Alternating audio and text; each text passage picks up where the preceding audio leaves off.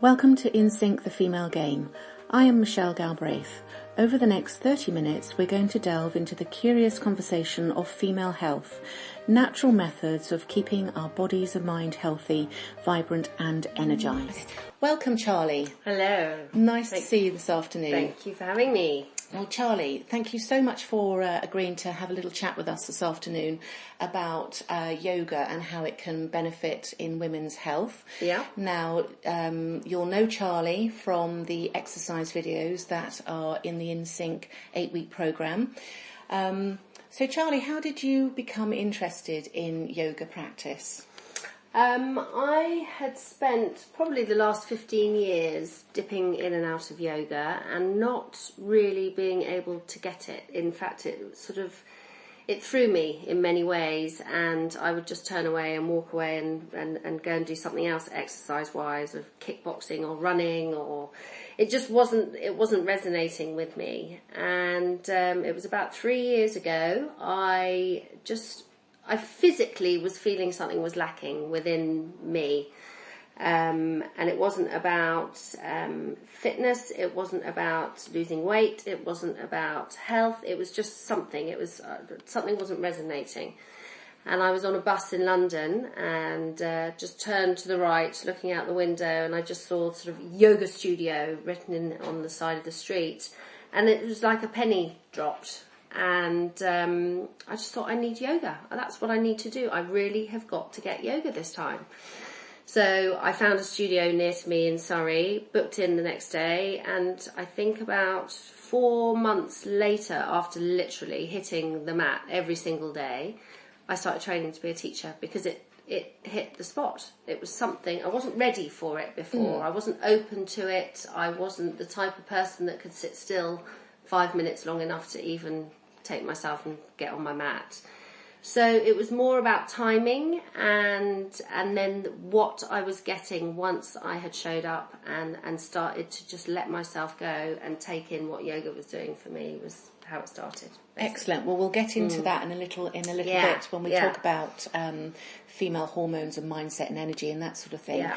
But just to start off, can you tell me a little bit about the history of yoga? I mean, we all know it's thousands of years old. Yeah. So the history of yoga, which is my interpretation, and the study of the history of yoga is a huge practice lesson teachings within itself, actually.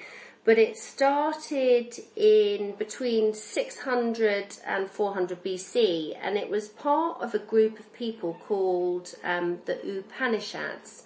And they were like a little group of men who had this insightful awareness of their own bodies and I suppose spiritual messages of how to get awareness around our bodies, I suppose.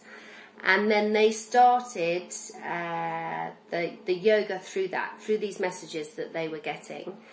So these guys, they had their little secret teachings, and they were imaginative thinkers. So as they got these messages, they started to create this format of yoga. And these were higher messages. They were higher power messages. From the gods? Yes. Okay. From upstairs. Okay. Telling them something, sending them messages.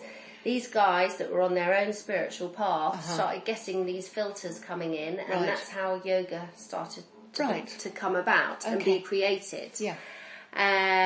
Initially, it was about sitting still. It was about awareness. It was about bettering oneself. It was about a spiritual path. And then many years later came the asana, which is the movement of yoga. Yeah. And the reason that was brought in, again, it's my understanding and interpretation of what I've read, very little of, is that the asanas were brought in so the body can be quietened. Yes. So because we're all racing around and busy with our daily lives and everything else, we're not sitting still long enough to get the messages of our truth. Yes, well, also we're using our fear centres as well. So, we do that now in the modern world, and so too, absolutely even more so.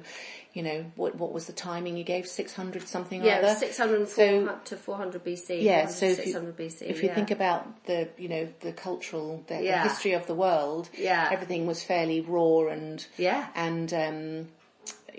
what's the word, instinctual in those days. So there was a lot of war, and there certainly wasn't a higher reasoning of be compassionate to your neighbour. It was very much a survival game. So they were very unusual then. Oh, they were very unusual, and they were like, when you look at it and see what these people have created, and that it's still running today, it's quite scientific in a way, in how the asana works and how it allows us to attune our body to stillness in order to get our truth coming through. The messages, our dialogue in our head, we're not when we're quiet and centered, we're not running on adrenaline, on anxiety, which what comes with that is false messages. Correct. It's not real. You're not using your best reasoning because you're working in your emotional patterns. You're very much living out of your body. Yes. You're probably even reading or having ideas or spontaneous thoughts or feelings in your head that you might have even seen on a billboard or in an article that you read, or it's not very deep. So a yoga practice is an inward journey, listening to your inner world, and just ignoring, if you will, your external environment. It's the doors to that. It depends on what you do with that physically. It's something that needs to be practiced on a daily level, daily basis to some degree. Whether that's sitting and meditating, getting on your mat, stretching at home on your own mat, doing self-practice. It's about sitting still, getting some clarity in your own head in order to listen to what your soul is telling you, basically. And that has to be practiced. Yes. That doesn't just come by getting on a mat once a week. No, not at all. No, it takes a certain amount of discipline and totally. Desire for a certain outcome. Yeah. Lovely. Totally. So what do you enjoy most about yoga? Exactly that, the stillness of it. And it's not always still, obviously. It's taking that time out of your day to arrive on your mat, because it's always about being on your mat, and seeing what comes up for you. It's you learn something very different about yourself every day, whether it's intolerance, impatience, slight pain, blocks in your body, tightness, soreness, emotion. You're just learning about you, is what it is. And they say the mat is your mirror. Yeah. So whatever is coming up for you that day is pretty much what's going on with us. And that's the diversity of it, and that's why you keep practicing it. It's not a result. It's a really nice metaphor, isn't it, for what using that mirror analogy. Because the brain will also play tricks on us, and we are very well adapted to disassociate with certain things, be they feelings or pain even. And it sounds to me like yoga allows you to really get into yourself, and to give yourself permission to have more self-awareness, and then have a choice, and create your own choices. Strips you back if you think about the mechanics of how the asanas have been designed as well, which is what is so superbly clever about the whole thing. What's an asana? Asana is a posture. It's a poser, great. So it's a pose that you're going into. Okay. And basically the way that is all been designed is to open every little part of your body. We were designed to move, funnily enough, we spend our lives sitting, sedentary jobs, over computers, hunched, which if you think about it, the counteractive results of that is your breathing's made shallow, anxiety drives high when you're not getting enough oxygen into your body, everything seizes up, wrong alignment, bad back, lower back, ankle pain, knee pain, because everything is attached in our body. Absolutely. And one little thing that is off centre, whether it be our chin, our earlobe or our neck, it has a snowball effect. So, the reason why yoga is so good is because it is unravelling us, is how I would say. We are putting ourselves back to the way we are designed to be. Lovely. Yeah.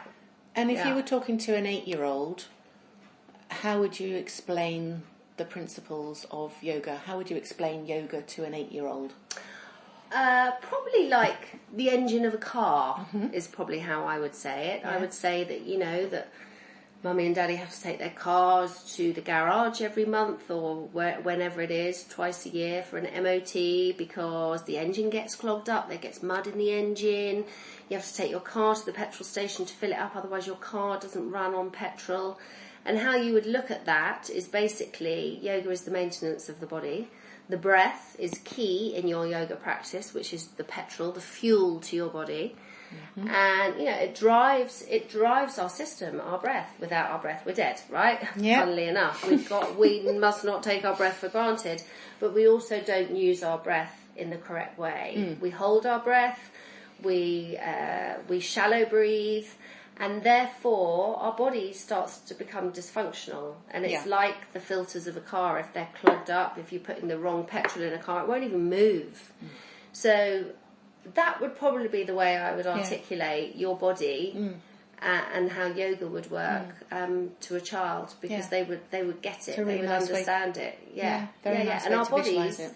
Get us from A to B as well. Funnily enough, we drag our bodies around without even noticing they're there, and we need to notice that they're there. And not drag them around. We need to carry ourselves in a more articulate, compassionate way. Compassionate, responsible way.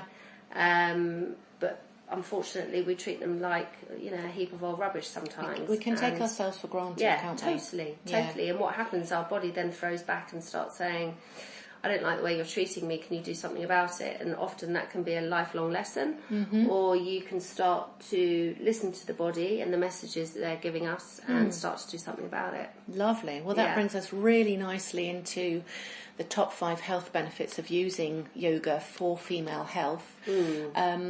What would you say are some really good health benefits for female hormones through the practice of yoga? Blood flow for a start, the breath into the body and getting the body open enough in order for the channels, like the rivers, like the rivieras that travel through the body. That's how I visualise my body. It's like a river. And if you've got little blockages or little dams going through the body, the function of our organs can't happen properly. It just can't. It's going to overflow. It's going to backlash. You're going to get clogged up. So using your asana practice keeps our body open, keeps the blood flowing. Therefore, everything's getting to the organs on time, hopefully, and then things can function properly, and they can be filtered and work in the way the body was designed to work. And that obviously is going to help your monthly cycles. That's going to help your regulating of your periods. That's going to help your food going through your body, help the detoxing of your body. And just keep everything regulated, really, I would say. Absolutely, And you mentioned earlier about stilling the mind. So this is probably, a lovely practice to be able to get a hold of our mindsets as well, which can be very busy. And we have something like, 40,000 thoughts a day, or there's a ridiculous number that's quoted. I'm not too sure what that is. So yoga sounds like a wonderful practice to start to learn how to switch your head off. I think it's not only switch off, but declog it. So with all those thoughts that we have every day, most of those thoughts are rubbish. It's like junk going into your computer, junk box, basically. There are some that are important to read and some that are utter rubbish. And it's filtering that stuff through. And again, yoga it opens you up enough to still your mind, to understand and be aware of what's coming into your mind that's useful and what's not useful. And that you can just eliminate the ones that aren't, rather than attaching yourself to it, and the ones that are useful and prevalent in your life can be attended and articulated in the way that need to be dealt with, because you've cleared up. It's It's like a backlog. If there's a backlog of stuff coming at you at 100 miles an hour, you can't think straight. No, you'll be overwhelmed. And You're overwhelmed. Yeah. Because the thing with the brain is a muscle. Yeah. And we do actually get to choose what thoughts we have. That is a choice. Yes. But I mean, it's common sense. And of course, if you're listening here, yes, of course that's the case. But it's very interesting to notice how often we put ourselves on autopilot and allow all of these external filters to go through our minds rather than actually choosing what we want to be thinking about. Yeah, and it is a choice, and lots of people don't know that they have a choice. That's as right. simple as it sounds, we have a choice.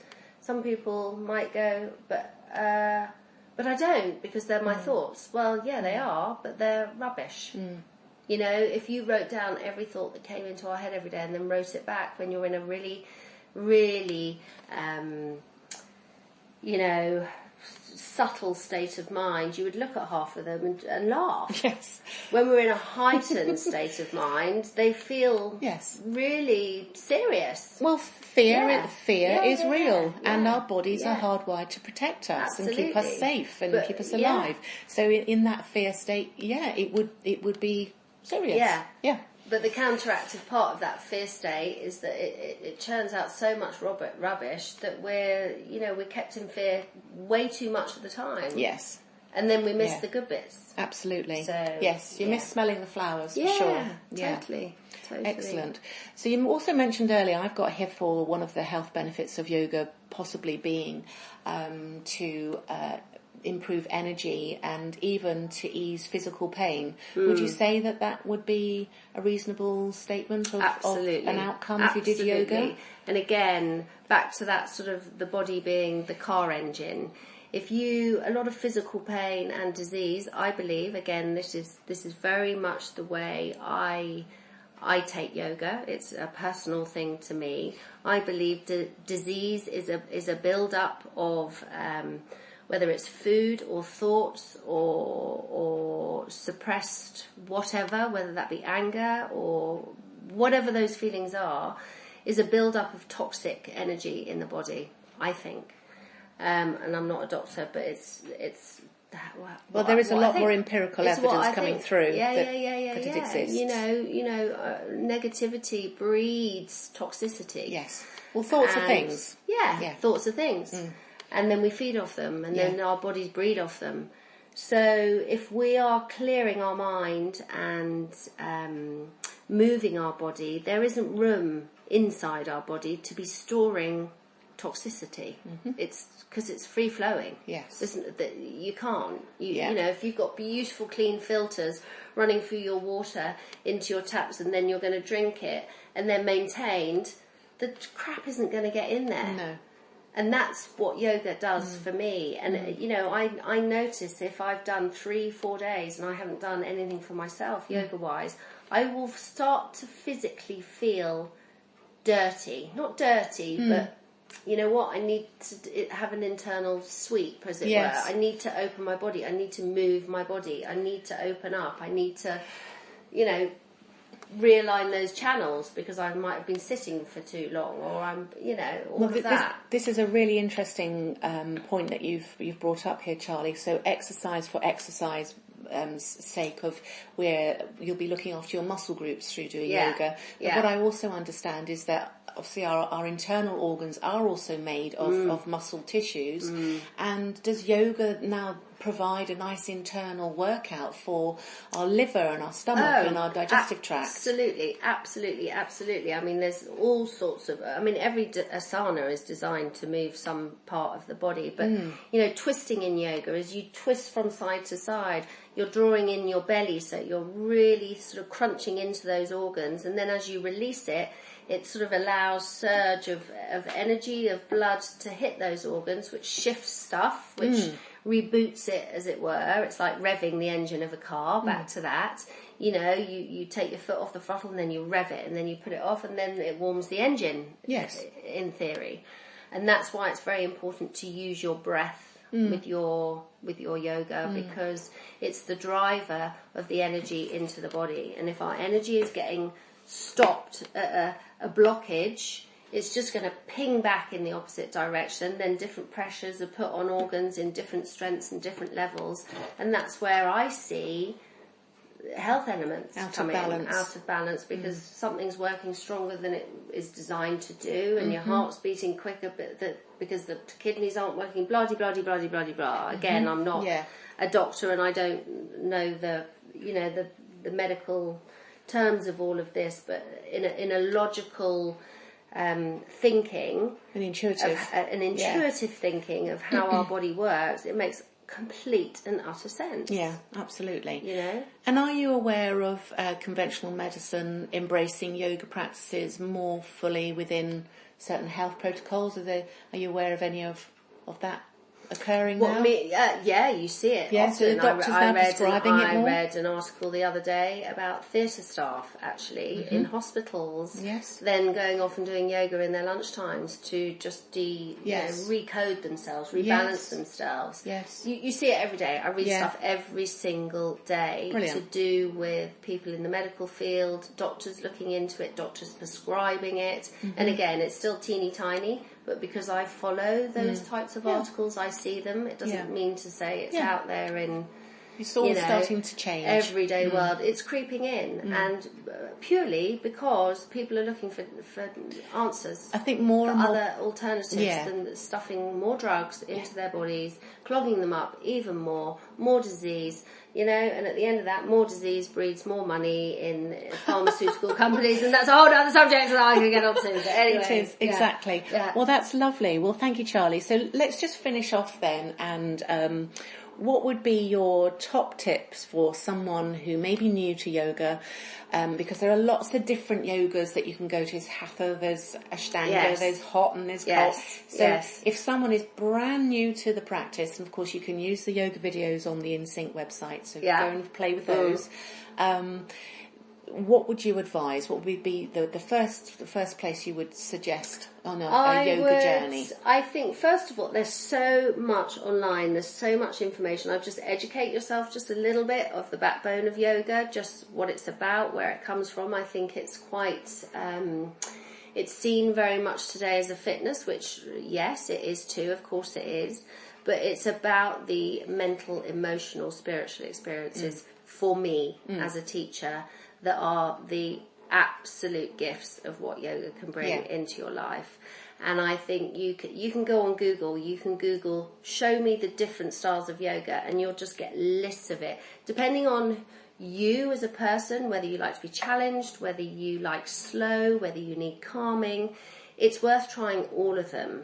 And then you arrive at the one that suits your flavour. It's like anything. It's like, what you like to eat, it's go and educate yourself, do some reading, try out a few different classes, and then make your mind up after, 6 or 7 different classes of something, of what suits you the best, and then just get yourself on your mat on a regular basis. And that's not... you're not going to really see results after doing it once a week, but it's a start. Start anywhere. Start by just sitting on it if you want. Okay. And get used to just sitting on your mat. That's it. Well, that's fine. Yeah. And totally. If you want to see some more, some more credible results, if you will, quicker. Yeah. How many yoga sessions a week would you recommend to really start to get on the journey in 90 days? To really start to notice what it's doing. 3 a week. 3 to 4. Okay. And again, it's about it's a practice. So you start where you start. You often hear, I'm not flexible, I'm not this, I'm not that. You know what? Actually, it's just another excuse to not get on your mat. Well, everyone works at their own level, don't they? Which is lovely. It's your practice, your mat, you and your mat. If you're looking around to see what everybody else is doing, you're not practicing yoga. Yeah. You have been listening to 30 Minutes at InSync, the female game, with Michelle Galbraith. If you've enjoyed your time here, subscribe on the link below and go to our website insync.life for more links to information. What would it be like if you could walk into a room with your head up and your shoulders back, and you would know that you've chosen the life that you deserve, that you have treated yourself like a girl and still be powerful, and I'm going to show you how. See you on the other side at insync.life.